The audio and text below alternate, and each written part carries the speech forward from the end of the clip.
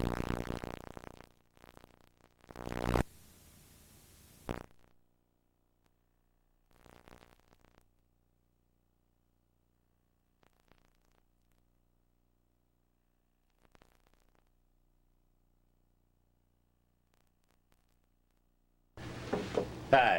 I'm Ed Talton. Some people call it Talton. Either way, it doesn't make any difference. I was born in DeLand, actually in the building that we're taping in right now, back in April 11th, 1925.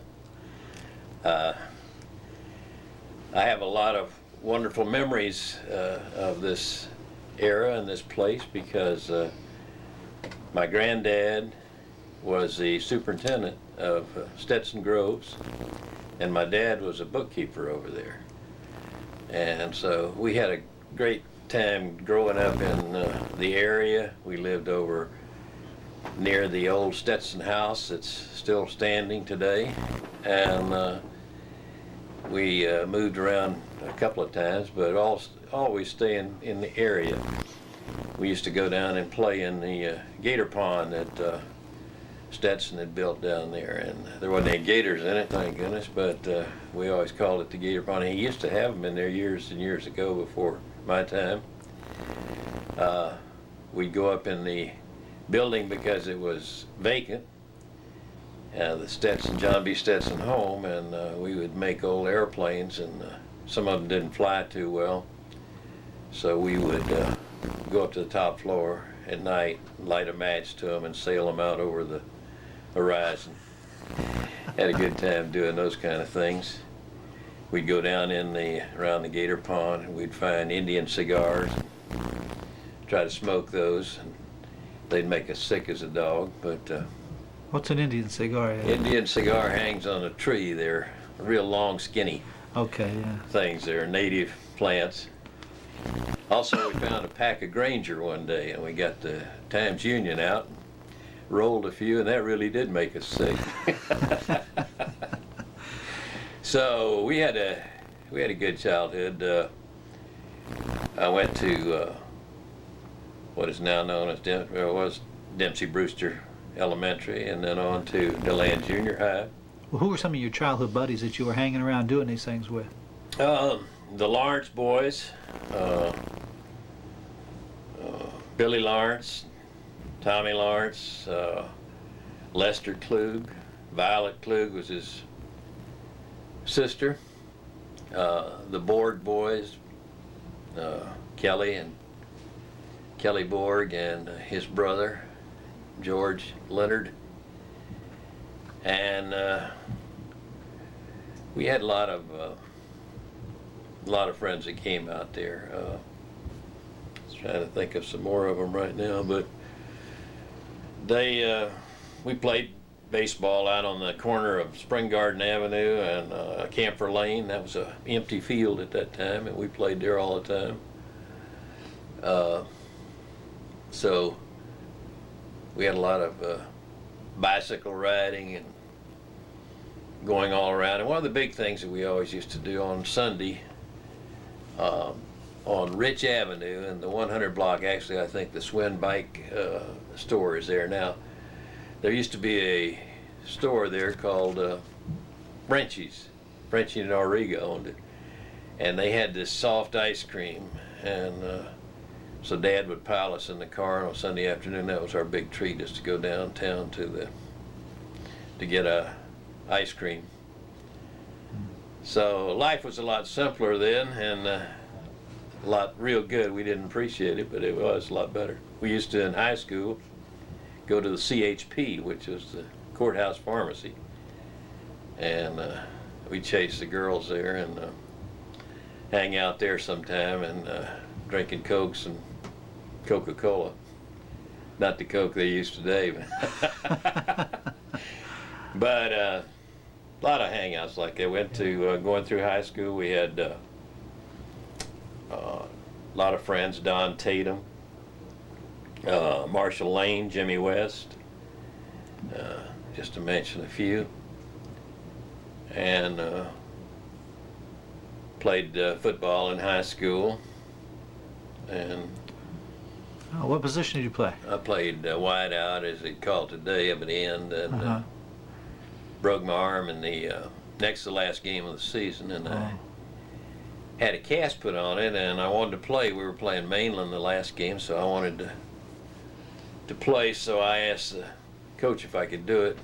So I put foam rubber on top of the cast, and we went out and thought I was going to get to play that game, and went out and meet the officials, and the officials wouldn't allow it, so I didn't get to do that. In high school, we were a member. I was one of the group that had the famous alarm clock deal where we were in assembly. We'd have assembly every Friday morning, and so I would go in there. We decided that we would do a little trick or two on the teachers. So we met down at the high school on Thursday night about 10 o'clock, and we were supposed to bring alarm clocks. Everybody bringing alarm clocks. So there were about 5 of us that were in on this, and so we all brought alarm clocks from home. And I had 5 or 6, and my brother had a couple. And so we met there, and Bill Baker, who's has died since, he was a son-in-law of Jimmy Doyle, who used to be the clerk of the circuit court here. He had the key to get in because he ran the projector whenever they had a movie, so we had influence there. So we got in, and we dropped the lights from the stage, and we put alarm clocks on, 2 or 3 alarm clocks on each one. I had a few in the piano and a couple in the back, and we tried to set them so that they would miss going off during the Bible reading, which we always had to start out the assembly. We didn't want to interfere with that because we knew we'd be in deep trouble then. So we did this, and we started pulling the lights up, and about that time one of them went off, so we had to bring it back down and reset it. So we didn't know what the program was going to be the next morning. And so the idea was that the next morning Bill Baker was going to go backstage and take a cigarette and light it and put a hole through it and put a 2-inch firecracker through the end, down at the end, and when it burned up to there, while the firecracker would go off. So unknown to us, the program that next morning was Jimmy Doolittle bombing the Japanese. And so, you remember Shangri-La? So we sweated out the Bible reading. It was longer than usual, it seemed to us, but we didn't have anything go off then. And this group from Stetson, they were radio students, and they were putting on this thing. So all of them were from Stetson, and they were up there on the stage all ready to go, and they were in the airplane with the engines going and all the sound effects, and they were coming in on Tokyo. And about that time, before they got into Tokyo, this firecracker went off, and they jumped about 2 feet off the floor, and the teacher still didn't think anything was wrong. They thought that was part of the sound effects. But then the alarm clocks started going, and the Stetson students tried to keep going, keep a straight face and keep going, and we'd have one tingly little thing go off, and then we'd have a big bin go off, and finally they just threw in the towel. So they surrounded the auditorium, apologized to the student, this is from Stetson, and really sent us all back to class, and they were going to get to the bottom of this thing. And so the librarian had seen Baker go around the back to light the cigarette, so Baker was caught. And then Art Hayes, who recently passed away, Art didn't want Baker to take it all by himself, so he volunteered that he was in on it too. But the rest of us never did say anything. And the Dean of Women came by me about 6 months later, and she said, "I'll always think you had something to do with that flower pot." But that was it was a lot of fun. You never got caught though, huh? No, I never did. Yeah. Had to confess, but never did. Now you said you started at Dempsey Brewster. Right. Can you remember much about that? No, not too much. I had a first grade teacher named Miss Law, but I don't remember. My dad was on the school board, and that helped me a lot. My brother was a very good student and always behaved himself real well, and he played in the band. And so when I came along behind him, they always would say, "Why aren't you like your brother?" And I'd get in trouble. And Margaret Culp, who just recently passed away, was one of my teachers, and I like Margaret, but she got on me one day and sent me down to the principal's office. And Mr. Parrott was the principal. So I ran down there quickly, and Mr. Parrott always had a good understanding. And I told him she didn't understand me. Well, she came tearing down right behind me. And it didn't help me a whole lot. So there was always things like that going on, but Yeah. I finally got through. I think the Dean of Women, Una Holden, said that I had the best undeveloped mind ever to graduate from DeLand High School. So that was my claim to fame. Went on to, as soon as I got out of high school, I went to up to Silver Glen. We always would go up there for a week in the summer, and I had signed up to go to the Army Air Corps, and I wasn't up there 2 days, and they called and said, "You got to report to Biloxi, Mississippi." So I went up to Biloxi, Mississippi to my basic training and went into cadet training. What year was this? 1943. Mm. And so I took cadet training, then went out to Washington State College and went to college there for a little over 6 months, and took a lot of college courses, and went down to Santa Ana, California. And I'd had a back injury in football, and it caught up with me down at Santa Ana, and they moved me out of the cadet program because of my bad back. But they kept me on flying status, so I went on and flew, trained as a command gunner in a B-29, and we trained in Salina, Kansas for a long time, and then the weather was so bad there, and they needed us over in Guam, so they sent us down to Cuba, and we went down and we trained right beside the atom bomb group, which was known as the Manhattan Project. And we were bringing back a plane one night and to be serviced back at Salina, and we lifted off about 4 in the morning and stalled out, and we had 8,100 gallons of gasoline on board, and we hit and blew. The plane blew up, killed 7 of our crew members. 4 of us got out of it, and so I went back and I trained again with another crew, and in case they had somebody drop out or something, and it never did, so they moved me down to Dalhart, Texas, and I was down there for a while, and then over to Greensboro and was out then. But we lost 8 of our 15 airplanes in training, because the 29 had a lot of bugs in it, needed to be worked out, but they didn't have time to do it because of the war and so forth. So that was it, and then I came back and went to Stetson. You came back what year then? Came back in 46 and went to Stetson. Graduated from Stetson in 49. What'd you study at Stetson? Physical education and science, had a double major. And I met my wife, Maureen Peterson, who was from Pearson, and we were married in 1950.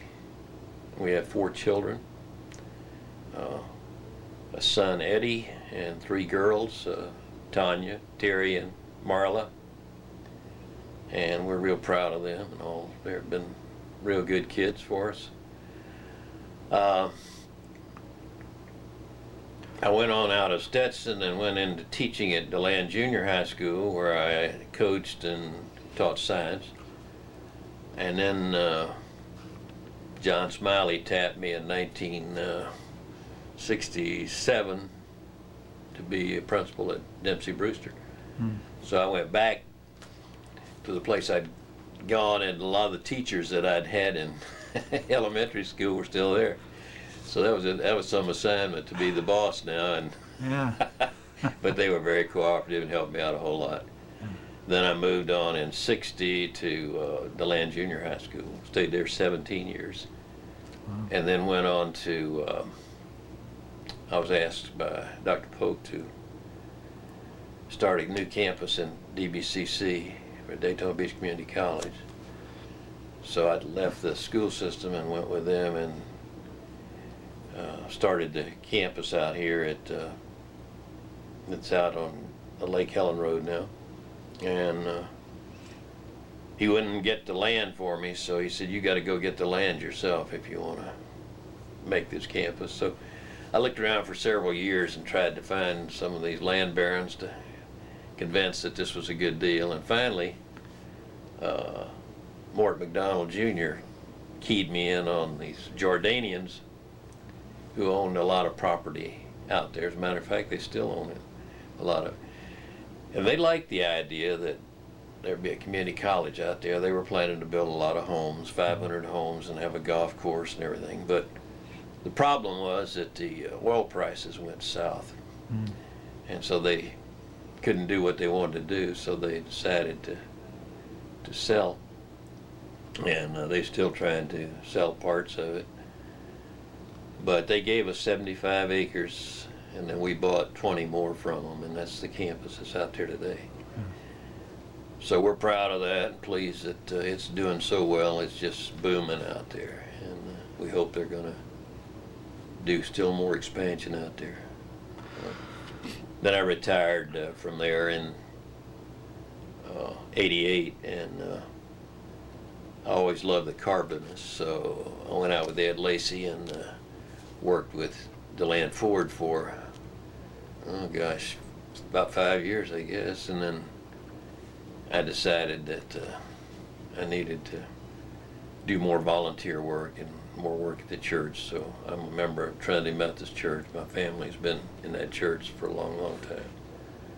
And so I do that, work with the neighborhood center, president of that, and I've worked at the house next door and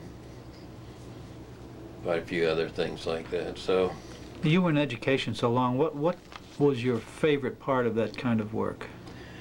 working with the kids, the junior high school age kid is probably the most difficult age to handle of anything. I always said that if a teacher could teach junior high school students, they could teach anybody.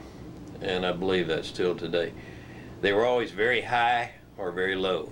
There wasn't any in between with those kids. They were exciting to be around, and they were good, but they had a lot of problems trying to figure out who they were. That's that age group right there. Yeah. Yeah, but it's an exciting group, and a lot of people don't want to work with them. But I enjoyed it. You have to discipline them, and I think that they want to be disciplined. And today it's pretty difficult. I don't know how I'd fit in today's world, because we used the Board of Education when it was necessary as the last resort. The Board of Education? Yes, but I paddled a lot of them in those years, but I never heard of one. And I always shook hands with them when they left my office. Yeah. And I still have them come up to me today, thanking me, and a lot of them you don't recognize because they got long hair and beards and stuff. But then after you talk to them a while, you remember. Yeah. So. Do you recall the Depression years? No, not really. I guess I was too young to appreciate it then, or worry about it.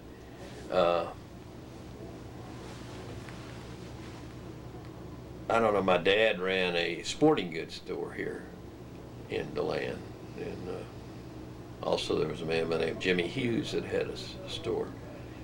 And I think probably that had a lot to do with it. I really don't know about, but he got out of that and got into bookkeeping. And then he went on later, and he ran a mower business out there after he retired from his bookkeeping. And he sold all kinds of lawnmowers and scooters and things like that out on North Boulevard, where Morris Sign is now, or where it was.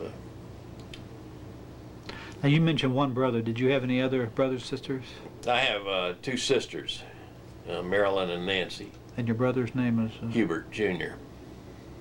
And he lives here in the area still, and his big hobby is he likes to fly an airplane. He has an old airplane, old Piper, that I always tell him he spends more time working on it than he does flying it, but he enjoys that. He lives out on Lake Beersford. Do you ever do any flying with him? No. Not interested? No, I told him I didn't think so. I fly commercially. One of my daughters is a flight attendant, and it's been a real blessing for us because we've been able to travel and go places we never would have gone had she not provided us the low fares and so forth that you get as a parent. Yeah. And so we've been all over the world, and to Europe and Japan, and we went recently to Tahiti. And so we've been very blessed. The Lord's been good to us, health-wise and everything else. And tell me about your family again, your father and your mother, and you mentioned your grandfather a little bit. Yeah, I didn't get a chance to really know him because I went off to service, and he died while I was in the service, and we came home for the funeral. So I lost my grandmother first, and 6 months later he died. And they're wonderful people. They lived on Camphor Lane, and the home now is owned by County Manager Arrington. Okay. And I've been over there once, and he was very gracious in showing me some of the things. It's a lot different than it was when they were there. But is that the old Stetson house? The old? No, the Stetson house is across the street. Okay. It's right there, but it's across the street. Yeah. Okay. So.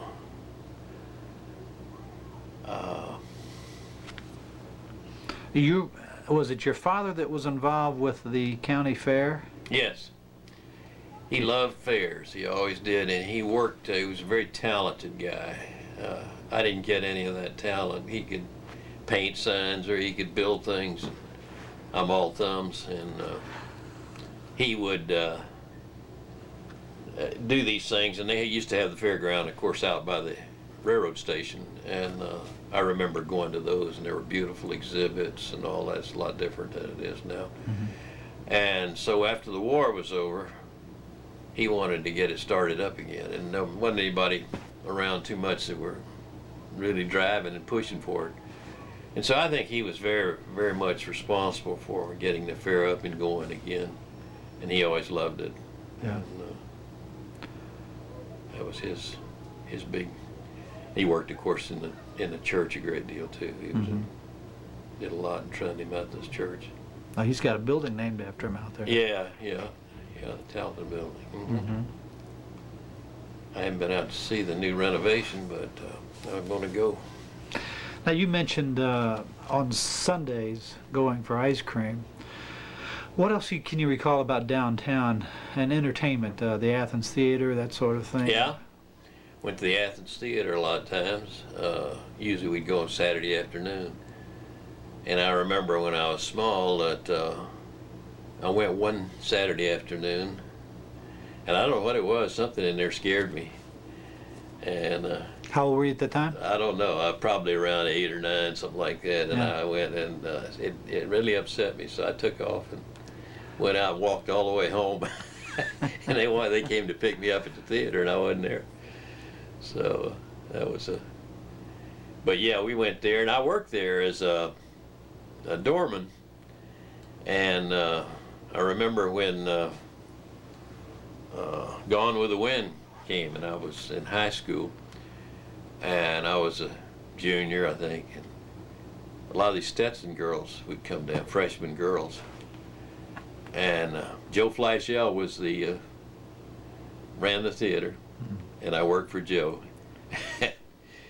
I'd let these girls in once in a while. You know, they didn't have a lot of money, so I'd let them go in the side there. And old Joe caught me one day. He gave me a devil, but they were beautiful girls, and so you know we had a little arrangement. But it was fun working there part time. Yeah. Couldn't be blamed for that. No. I've always loved motorcycles. I've ridden them practically all my life.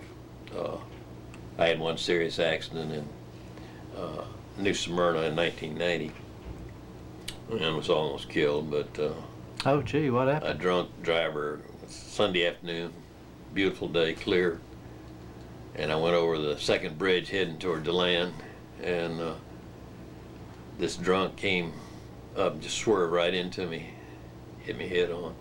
Wow. And I went sailing, thank goodness, over the top of his car and landed on the other side, cracked my helmet open, and I was in the hospital about 2 or 3 months. And but the body is a great recuperative organ, and I had good medical help and good therapy, and so I feel like I came out of it pretty good. I ride today still. Still do some Yeah, riding? I do 35, 40 miles a day a lot of times. And it's just fun to get out there by yourself. And nothing like it. Yeah, yeah.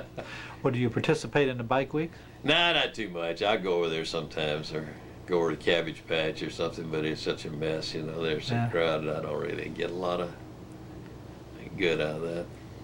So you don't go over there for the coleslaw wrestling? Oh, no.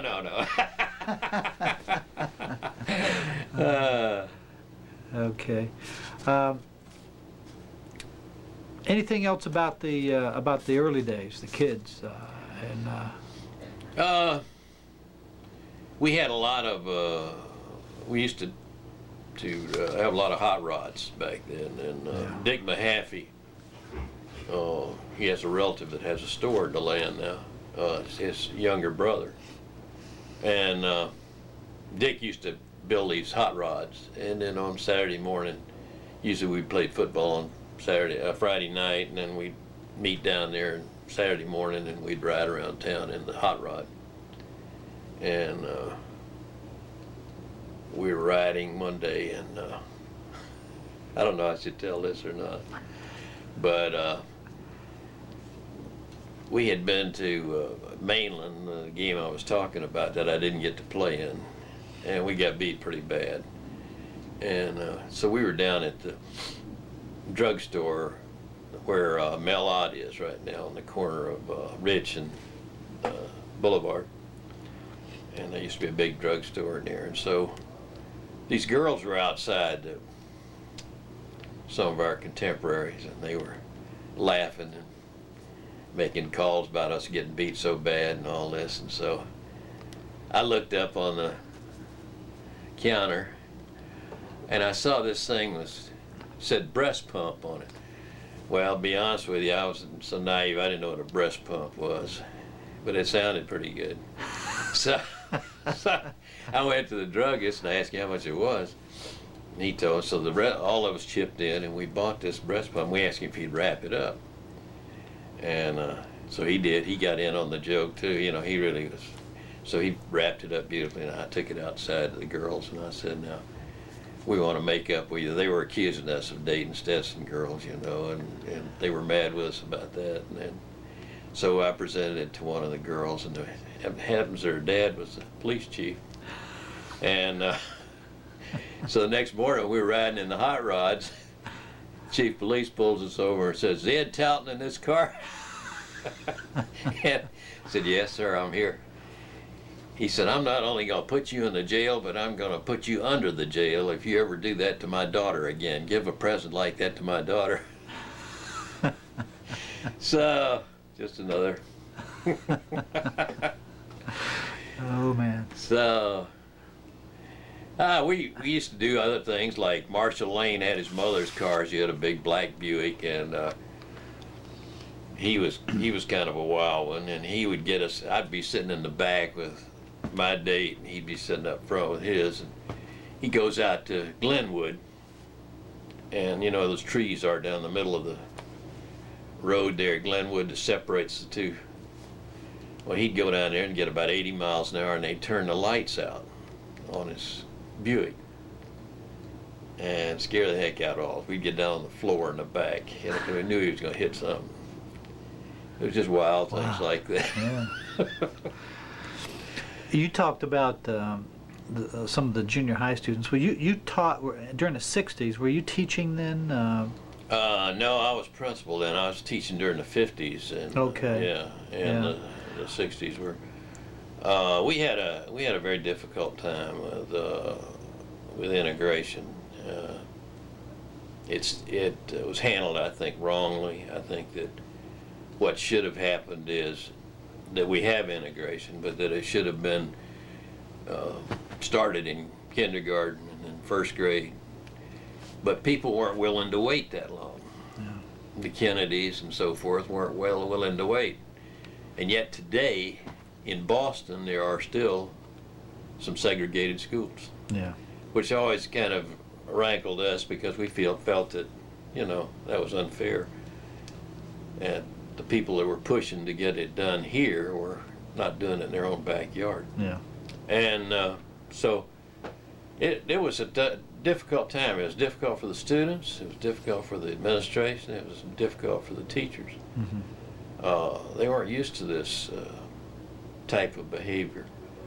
And so we all learned a lot during the process, and we all went through it. And I think we're a lot better for it. Everybody is coming out of it, I think, a lot better for it. But it was very difficult times, say from about 68 to about 75, 76 in there. That was a rough period for the school system. We had to do it alone. Nobody else was doing the integration, but the schools were. Yeah. And so it was very, very tough assignment for the schools. How about the social change when the students started growing their hair long and listening to different kinds of music, all that whole social phenomenon? That was a problem, really was. A lot of people, the school board members, for example, they wanted us to measure the skirts that were too short, and to have the hair cut, and different things like that.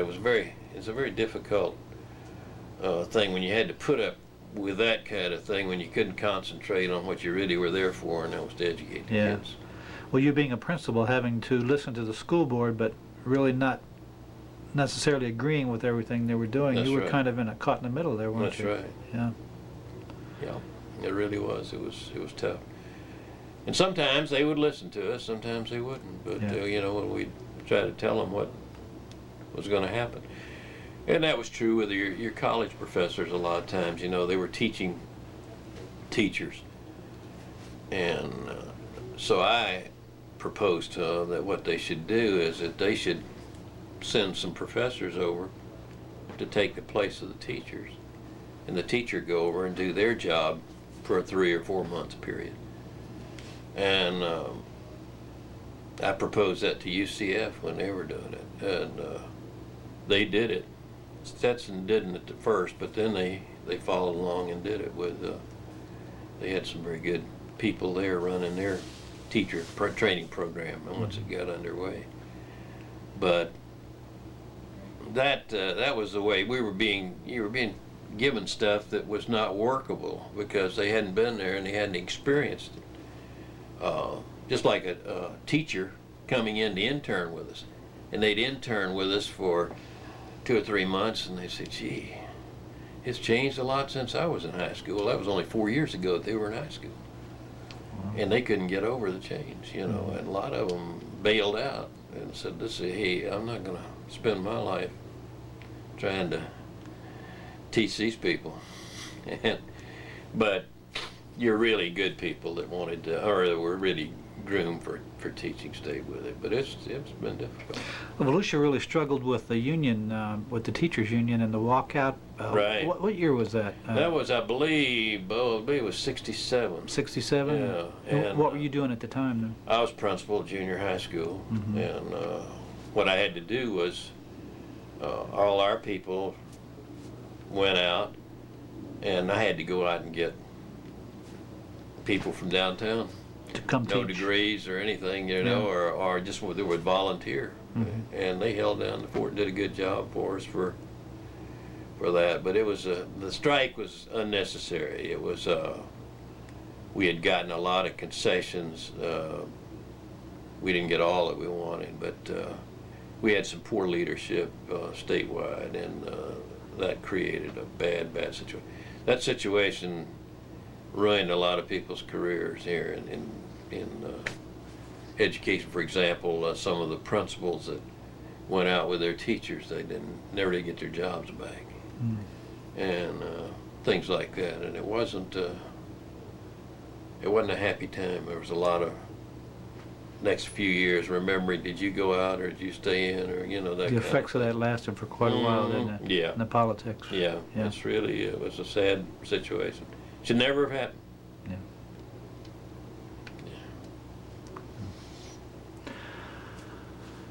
Do you were you involved in local politics at all? Can you speak about any of the political leaders in the community that you recall? Not too many. Andy Powell asked me to run. He was going to retire from the hospital board. He wanted me to run his place, and I ran and was on the hospital board for 12 years. Well, that's fairly recent years. Yeah, there was, I think, I don't know when I ended it. I was probably 80, 82, somewhere in there. Yeah. I got a mandate from the people not to come back. But it was because of the lawsuit and all that we had, the very unfortunate lawsuit that we had with the doctors group. And but Larry Welch came in and did a good job with that hospital. We hired Larry, and he built it from a little country hospital to a first-class facility. And then we had a lot of interference from people who wanted to run but didn't want to learn anything about the hospital and just wanted to see their name in the paper. Yeah. And that still goes on today. It's unfortunate, but the gadflies, maybe we need them, but I don't know what for. In situations like that, it really doesn't contribute anything to it. You weren't there during the latest episode when they switched ownership there? No. Management? No. That was a little after. No, I was gone, I don't know. I remember in politics it was, I can remember back in not very much detail, but the ring and the anti-ring. And my dad ran for county commissioner, and he was not a ring member. He was an anti-ring. And Amory Underhill and some of those were the ring. Monso Tatum. And somebody, I don't know, we don't know who it was. We've never been able to find out. But the night before the election, somebody went up to Clifton Settlement and told the people up there that Dad was not going to allow fishing in certain lakes up there, and he was going to be against that and have them closed or something like this, which Dad knew nothing about. And the next day, they voted something like 40-0 or whatever the number was up there. There wasn't that many in the community, but it was 40 or 45 people, I think, that voted. And they all voted for John Graham, who was Dad's opposition. And Dad lost the election by 30 votes. Wow. So there were some real politics, a lot of stories that had taken place before we knew anything about it, really. Judge Peacock, and, some of the stories that we'd hear about, that some of the guys were castrated and all kinds of things. Was there a strong Klan presence here? For a while there was, I think, but it's mostly always been in the Sam Sula area. Oh, Yeah, around as far as here is concerned. Yeah. all right. Is there anything we didn't cover that you can think of? I don't think anything right now. Okay. All right, that ought to do it then. Thanks a lot. Thank you, Bill. Appreciate it.